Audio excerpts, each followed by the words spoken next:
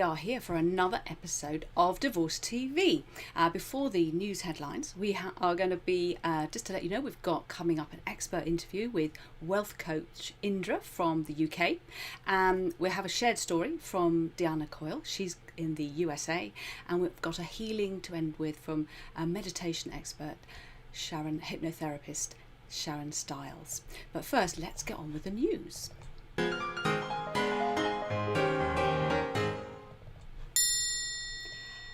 It's a bit of a horrible one, so a warning, because sometimes the news isn't pretty, but I think it's important to share what is happening in the rest of the world around divorce. This is from the Times now. This is the Lebanon beauty queen who was, they say, strangulated to death by husband for demanding divorce. A model was allegedly murdered by her husband in Lebanon after she decided to separate from him.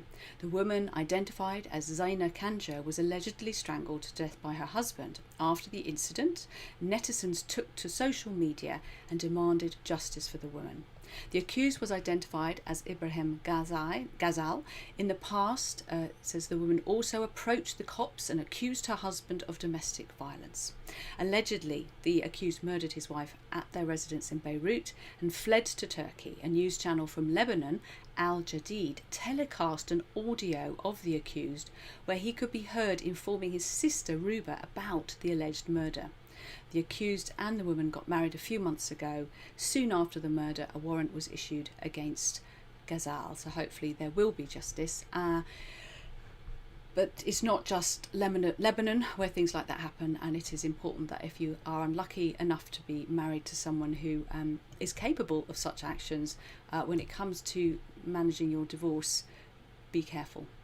And you've got Women's Aid, you've got various organisations. You do take it easy, because some people take these things very, very badly indeed.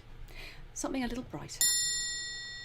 Right, happier news here. Hello, well, not happy, but a less tragic.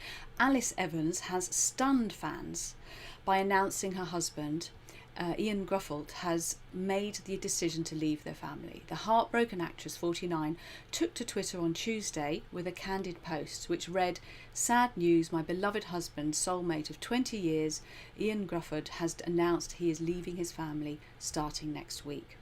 Me and our young daughters are very confused and sad. We haven't been given a reason except that he no longer loves me. I'm sorry." As we all know, it's really horrible when that happens, and many of us have been in that situation. The Vampire Diaries star was quickly inundated with messages of support from her fans and friends. "I am so sorry for your pain. I know exactly how this feels," one wrote. "Keep reaching out to the people who love you and get their support. Right now it's so important. Later on you'll be much stronger. For now, lean on those who love you most." It's great that Twitter can sometimes provide some fabulous support, and this is such good advice. This one I actually felt really moving when I read it earlier. A second told the devastated star, "I'm sorry, hold your head up, head high. Good things are ahead for you. Sending strength, love and light." And a third echoed, "I'm so sorry, Alice. You are such an incredibly intelligent, witty and wonderful, a beautiful soul inside and out. Much love and big hugs to you and your girls." Oh, can you imagine getting a message like that when you're in that situation? I think it happens far too rarely, so she's very lucky to have that support. The couple are parents to two little girls, Ella Betsy, born in 2009, and Elsie Marigold, who arrived in 2013. And finally, this one infuriated me. The Sun, talking about, "Hello, goodbye, Adele, forced to use mediators in divorce from husband to split up huge sums of money." Of course, we all know that you can't force anybody to use mediation. So straight away, they've managed to misrepresent mediation in the first line of their article. When it gets better, when Adele revealed she was divorcing husband Simon Konecki in 2019, it was one of the bombshell showbiz splits of the decade, says The Sun. They finally reached an agreement just days ago, following a lengthy legal wrangle over cash and shared custody of their 8-year-old son, Angelo. Despite an initially very amicable breakup and a vow to avoid lawyers, the former couple have been using mediators to help agree terms on the deal. but that is avoiding lawyers. And last Friday, almost 2 years after their split, they finally filed sealed paperwork confirming agreed terms to court officials in LA. I think if many people could finish their divorce, if they've got quite a few finances to split in just 2 years, they'd think that was a massive success. A source said, "This has been a very long time coming, but the sums of money involved and the assets are absolutely huge. They made it very clear they didn't want to set lawyers on each other, but the process hasn't been exactly straightforward all the same." Well, it rarely is. The priority was making sure they did right by their son, Angelo. The first thing they agreed on was sharing custody, which they did very successfully. And since then, it has been about dividing the rest of their marital finances fairly. Fortunately, they have managed to get there without an explosive public court case, slanging matches, or scandalous claims about each other. Oh dear, poor son, nothing to report on. And that gives them the best possible chance of staying on good terms in the future. Certainly does. There have been disagreements on the way, but the mediation did its job. Fabulous. Figures revealed Adele rakes in around £82,000 per day in royalties, which has landed her a huge fortune, while Simon has accrued a smaller pile himself, said to be in the region of £2 million. They live on the same street after the Hello singer, who is worth £150 million, bought a house opposite for Simon. They began dating in 2011 and wed in secret in 2016. There was reportedly no prenup, and the marriage will formally be ended when a judge signs off the paperwork imminently, after it was lodged last Friday in Los Angeles. Since the split, Adele has astonished fans with her extraordinary transformation, shedding an incredible 7 stone through an intensive diet and workout regime, while also working on her hotly anticipated new record. The album is understood to have undergone several rewrites and overhauls as she bids to perfect it and reflect the ongoing changes in her life. Well done, Adele and your hubby. You did a great job there using the mediation. When you've got that much money to split, it isn't a simple thing, and it sounds like they've done a really good job with it. So let us, talking about money, I'm going to introduce you to Indre. Now, Indre is a wealth coach, often to be seen on the in Best Way to Divorce. We have a special group in our app where Indre hangs out, plus on the Facebook group, and she's also part of our divorce financial workshops. But today, Indre's going to come and share some of her wisdom with us.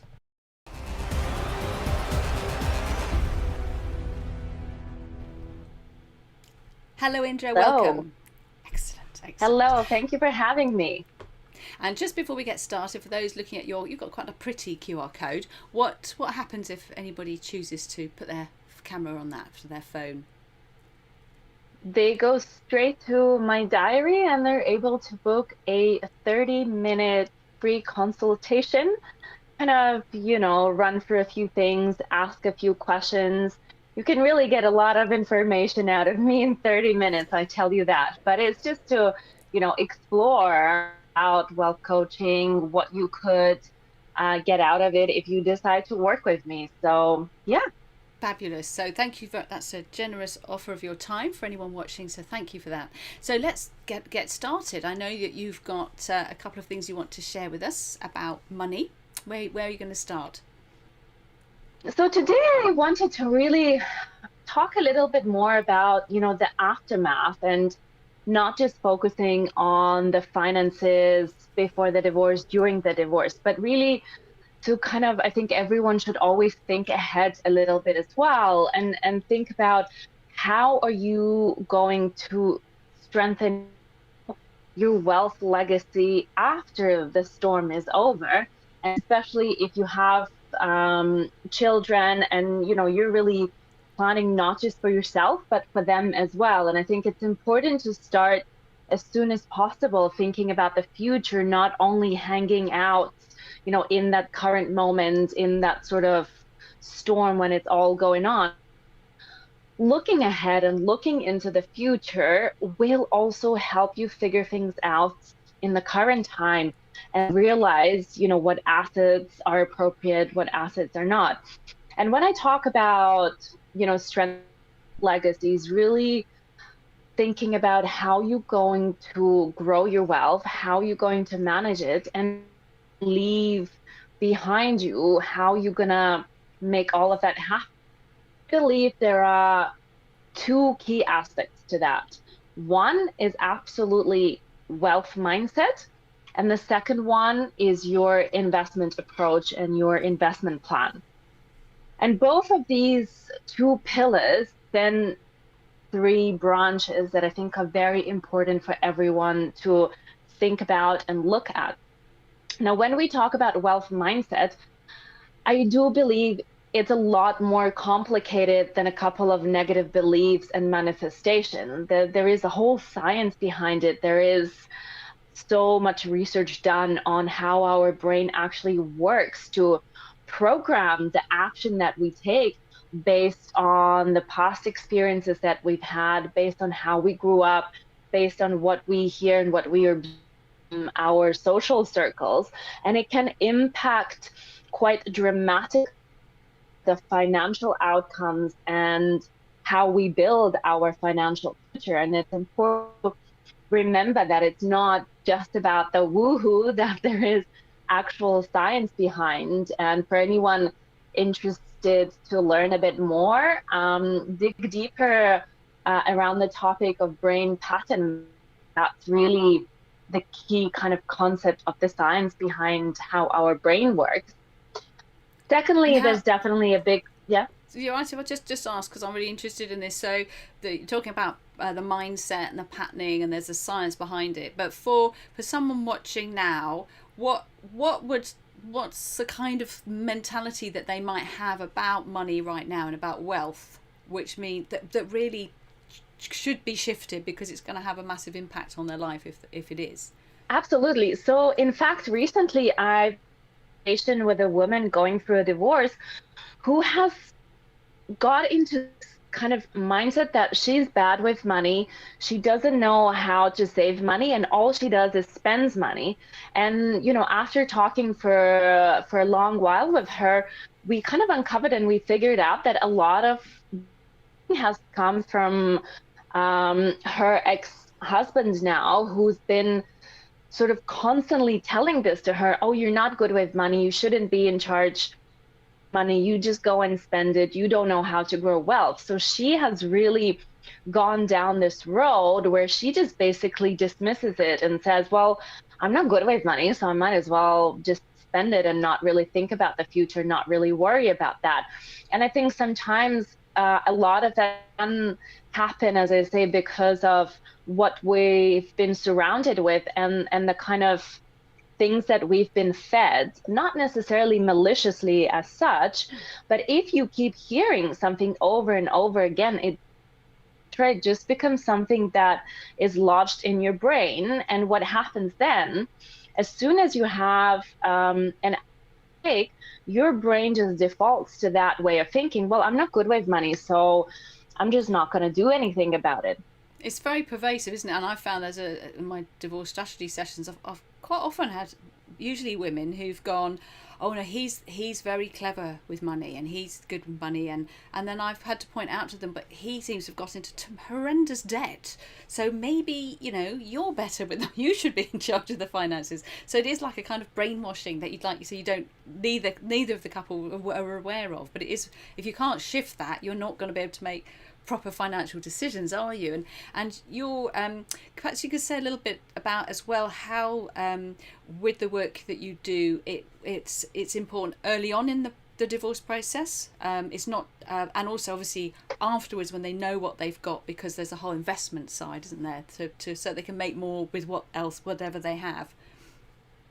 Absolutely. So in the very beginning of the process is really what we're talking about now, is really focusing on your mindset and getting, the bulletproof wealth mindset comfortable with the decisions that you will have to make, unfortunately, throughout the process. Second thing that is really, really important to work on early in the process and during the process is really getting your head around your goals, planning of the afterlife, if you want to call it.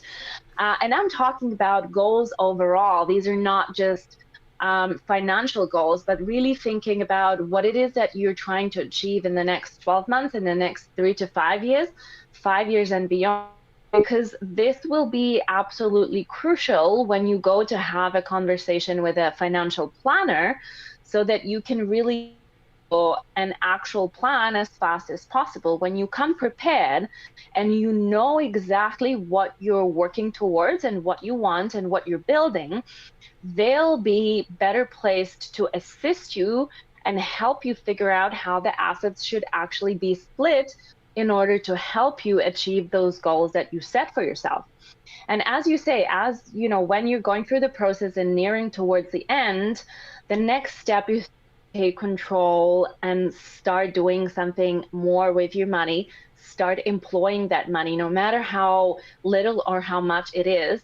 We should all start at some point. And in order to do that, it's really good to gain some knowledge. Again, whether you decide to do it yourself or whether you decide to go to a financial advisor, having that basic knowledge will give you the confidence to know that the decisions you're making are the right ones. Do not be scared to have those conversations and really understand what's being put in front of you, and be able to have a very calm, kind of not scared conversation with a financial professional, where you can question them, where you know what to ask for, you know what to look out for, you know what red flags can come as well. So I think all of these different elements are really important for you to go through, so that at the end, on the other side, you walk out with a really confident attitude and a really clear structure and a steel plan that will help you elevate your future, your financial future, really help you get on top of your finances and really start, growing your wealth, appreciating it, and doing a little bit more with it. And just to finish with, so is it true to say that, say someone's got their divorce financial settlement, they know how much they've got, it's not, it's not as much as obviously as they'd like, so they've got to use it well, and really investing is, definitely it's not going to last unless they do some investing, but they might be scared around that. So if they, by talking to you, you can make sure that they, that they are knowledgeable, and they're not going to go and lose all their money to somebody who spins them a line. They'll be able to make an intelligent decision, or even think about doing it themselves, presumably. Absolutely. I always say you don't have to be a millionaire to start investing. To be honest, these days with the technological advancement that we've had, I mean, honestly, you can start with as little as £50. And to be fair, starting smaller when you works and, get to know yourself. So absolutely, that's one of the things that I love doing. And I've spent my career in private banking, helping wealthy individuals manage their wealth and invest their money. So I do know what I'm talking about. I invest myself as well. And, I just have a passion to help more people learn how important it is to put our money to work, and that it's not as complicated as it might sound sometimes. And you just need a little bit of guidance, tools, and the basic knowledge, and you're good to go. Are you going to make mistakes along the way? Absolutely, but that's part of life. But if you've got a good plan and a good guide, you overall you're going to come out on top. We should talk about maybe doing a little workshop just on on investing. Yeah. I think there'll be a lot of people interested. Absolutely, in that. Would be fantastic. Thanks so much, Indre. It's great to see you again. Take care. Thank you for having me. Brilliant. So even if you've got not very much money, especially if you know it's not going to last you until retirement, think about talking to Indre. Right, we're going to move a little bit of learning before we move on to our shared story. Just want to do the last part of Set the Compass on the Divorce Masterclass, Suffer. Now you might be thinking, why on earth do I want to talk about suffering? Well, suffering in divorce must not be ignored. It is really important to acknowledge it. So the challenges of the changes that don't fit what you'd hoped for, losing that family home, not putting the kids to bed every night because you live somewhere else, a broken heart. There's a lot of reasons to be suffering, and it's not just you who might be suffering. You've got the suffering of family and friends who may be hugely impacted by your divorce, especially grandparents and your children. So suffering is part of the grieving process. It's not a reason to beat yourself up or rant at midnight in a toxic online group laying blame on your soon-to-be ex.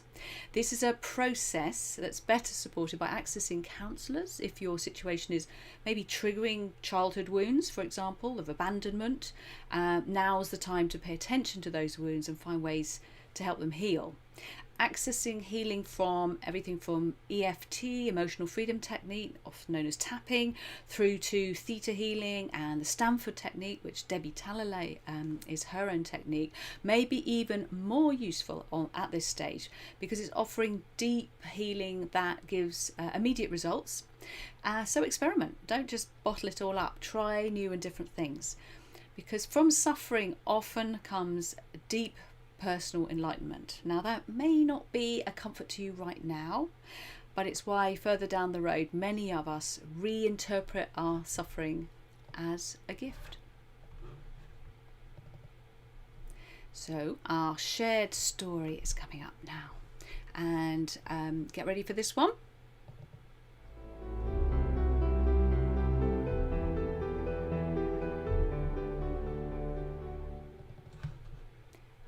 Welcome, Deanna. You're going to very kindly share, I think it's your story you're going to share with us today. Absolutely. And thank you so much, Susie, for having me on your show. And it's been amazing so far. I've loved everything that you've shared. And it's my pleasure to be able to take what I went through. I went through some of the things you were talking about. Very challenging divorce that affected so many people. And we spent so much money and made so many mistakes. And now I can use that experience to help other people.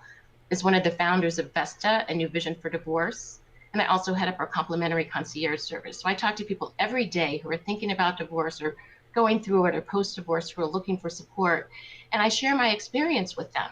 And what I went through was a long, expensive, contentious divorce that was finalized about 10 years ago. And it took us 3 years to go through the divorce.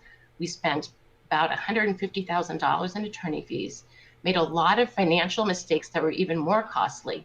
And it was really the emotional impact on us, our children, everyone around us, even the teachers and the kids' pediatrician, our neighbors, family, everyone was affected. And our job, my husband's job performance was affected. So, there's wide reaching impact when you go through something and you don't know what you're doing and you're not going to the right people for support and you're making emotionally driven decisions instead of getting the right information so that you can make more rational decisions.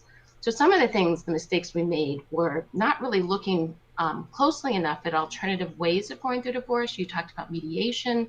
It doesn't work for everyone, but there are people that it can work for, and you have a lot more control over the process. It helps the family get through it in a better way, less expensively, and you also can be really creative in the outcome and the things that you craft together instead of doing as I did. Control. It gives you some control, doesn't it? Because you, as a couple, Definitely. You're planning the rest of your life. You're not just handing it over to some lawyers and a judge, which is a very powerless place. Yeah. Absolutely. Yeah. So another piece of advice that I tell people is to really, take care of themselves. And part of that is what you're saying about seeking some type of support, counseling, a coach, a support group, some place where you can really process your emotions and don't tuck them away, but you go through the emotions and process them so that you can really make more business-minded decisions and really look at what's the life that I want to have on the other side of this?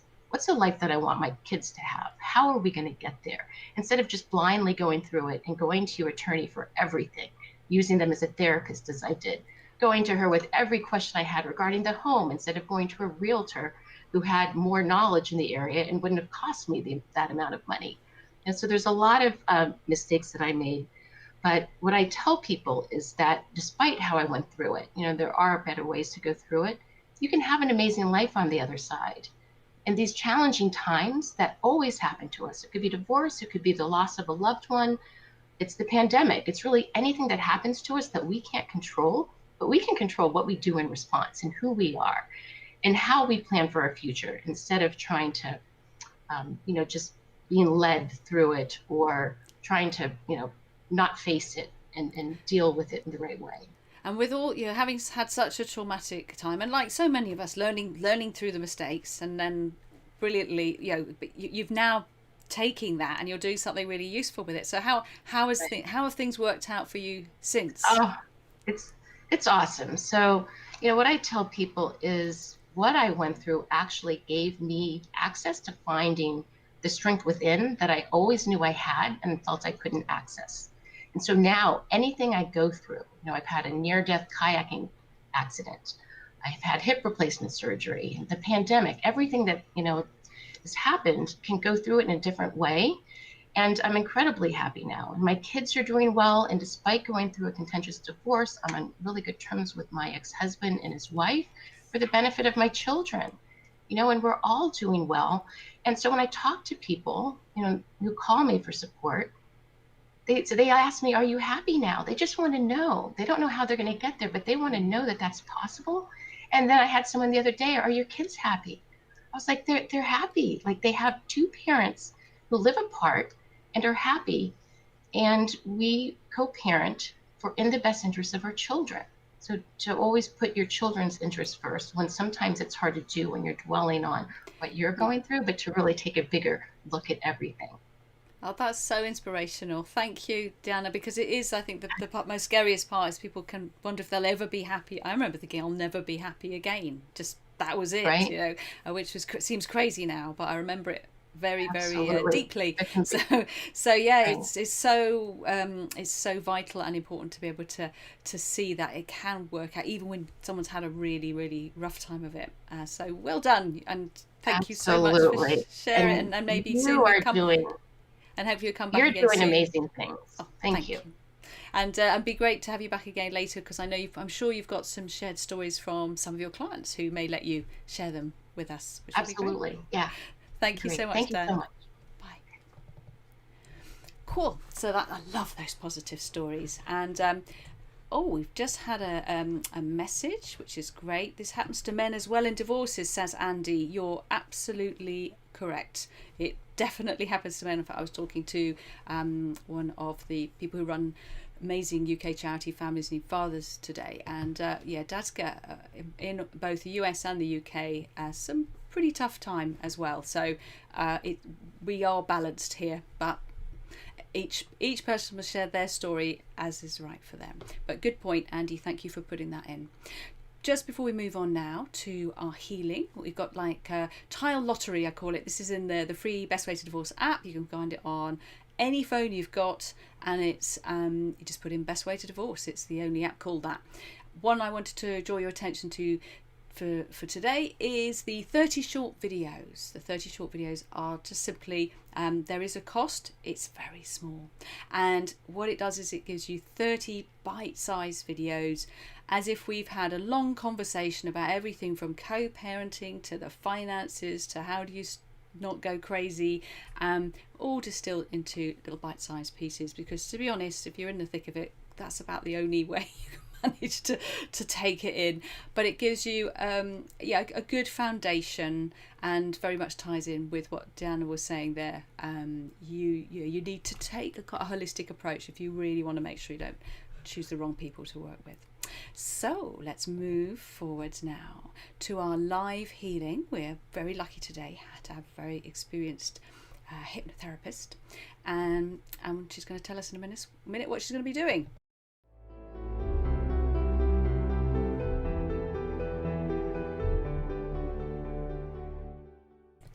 And welcome to Sharon. How are you doing? Thank you. Yeah, doing well. Yes. Lovely. I've got green. You've got black. Works quite nicely together. Yes. Thank you. Yeah. And what are you going to be treating us to today? Well, it's following on actually from what you've been saying about the fact of sometimes there's just so much going on and it can just feel really difficult because, you know, your mind's just going 19 to the dozen and you can't relax. Your mind just keeps going over and over and over things. So this track I wrote it's actually inspired by a time that I was going through something where there was just so much going on and I just couldn't think straight. And I wish I'd had this track to listen to at that time. I wrote it afterwards and it actually uses my experiences, so I hope it helps other people in that situation. And before we go through to that, with for people who want to access more and find out more about you, what you do, can you? I'm hoping that you'll be able to go onto the different platforms for the show and pop things in the comments for everybody, so they can access your goodies that you have to share. What kind of things will you be sharing?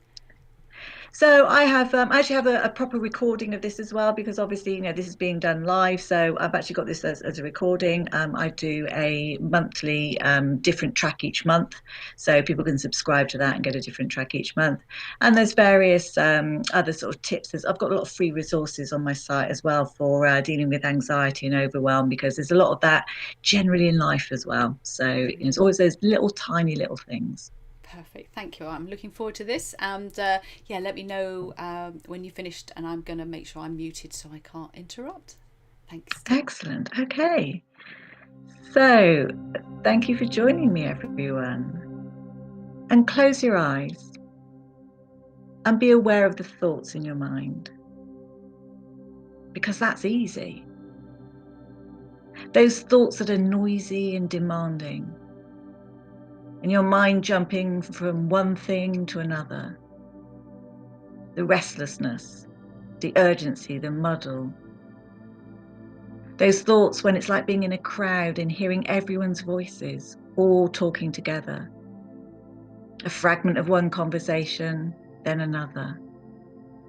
One person waving, trying to attach your attention, and then another, not sure what to listen to, what's most important.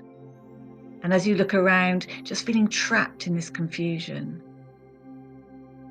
But above all that, you hear my voice. Listen to my voice as I take you into a relaxed state, taking you from confusion into calmness, from noise into peacefulness,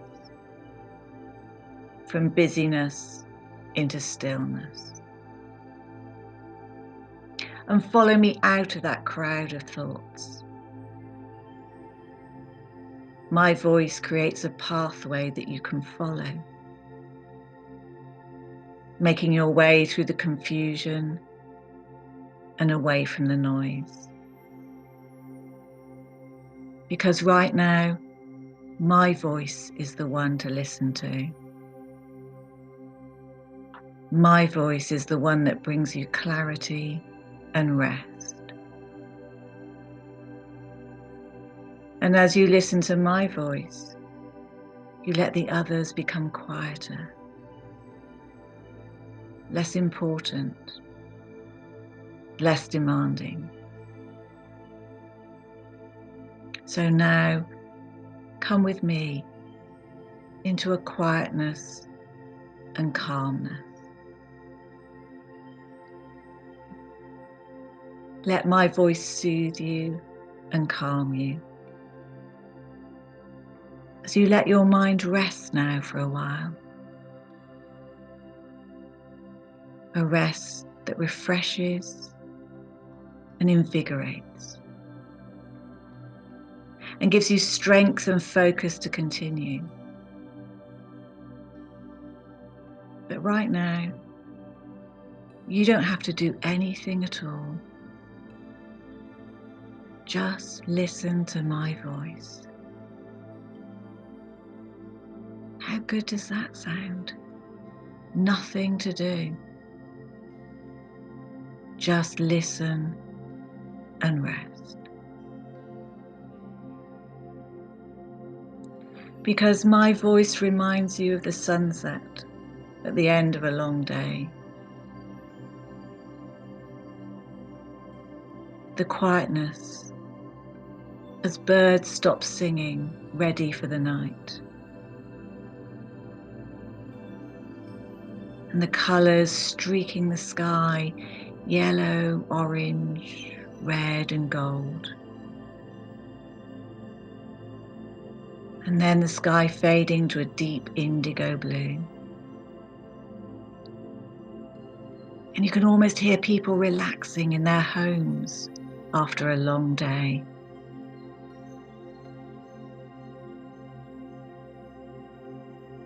And then as the sky turns black, you see the silver moon,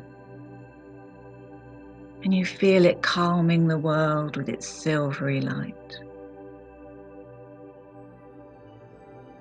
And you relax back as twinkling stars join it, just looking at this simple beauty. The vastness of the universe, but seeing that expanse of galaxies and solar systems brings you calmness. Because that vastness makes everything seem simpler somehow. And so you continue to relax, thinking of the peacefulness that comes with night, the ability to sleep and rest, to sleep and recuperate, to let your mind clear away all the unnecessary thoughts, to consolidate, to make sense, to bring perspective, and letting your mind do that as you sleep. No conscious effort required, simply allowing that to happen, relaxing and drifting, repairing. Because my voice reminds you of the stillness of early morning, the daylight bringing a soft brightness into the sky, bringing clarity to your mind, clarity that enables you to make good decisions, to prioritize, to take control. Pale pink and purple tinging the clouds, bringing the expectancy of a fresh new day, bringing freshness to your body and mind, feeling the energy of morning and letting that energy flow into your body. Energy that brings focus and confidence. Confidence in yourself, confidence in your decisions. Energy to keep you strong and resilient. And so I'm going to count now from 5 to 1, and on the count of 1 your eyes will open. You can be fully alert, awake and refreshed. So 5. Every muscle, every nerve, every fibre of your body feeling full of energy. Energy to achieve what you need to. 4. Your mind clear and focused, sharp and alert. The noise of your thoughts is calmer and there's clarity in your mind. 3, taking a deep, deep breath of cool, clear, fresh air. You feel good, confident in yourself, confident in your abilities, calm and relaxed.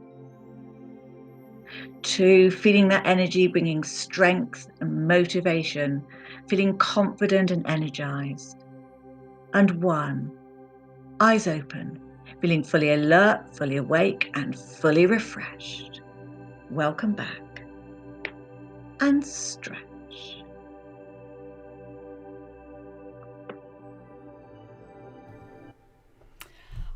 Good stretch there. Thank you so much. That was lovely.